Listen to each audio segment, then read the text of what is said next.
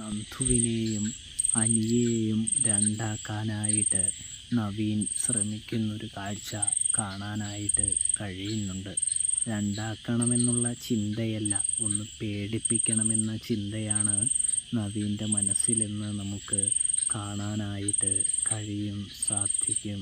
പ്രേക്ഷകരെ, പ്രിയ കൂട്ടുകാരെ, ഇതേ സമയമാണെങ്കിൽ നമ്മുടെ നവീനാണെങ്കിൽ നന്ദുവിനെ കുറച്ചുകൂടി ഭീഷണിപ്പെടുത്തുകയും പേടിപ്പിക്കുകയും ഒക്കെ ചെയ്യുന്നുണ്ട്.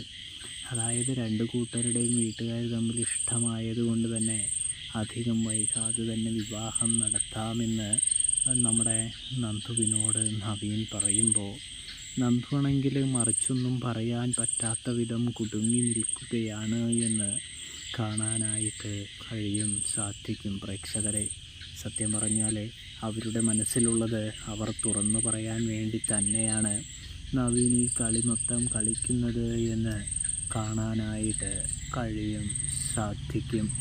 ഇതേ സമയമാണെങ്കിൽ നമ്മുടെ നന്ദുവാണെങ്കിൽ എന്ത് പറയണം, നവീനേട്ടനോട് കാര്യം പറഞ്ഞ് മനസ്സിലാക്കിയാലോ എന്നൊക്കെ വിചാരിച്ച് ഇങ്ങനെ സങ്കടപ്പെട്ട് നിൽക്കുമ്പോൾ നവീൻ ചിരിച്ചുകൊണ്ട് പോകുന്നൊരു കാഴ്ച കാണാനായിട്ട് സാധിക്കുന്നുണ്ട്.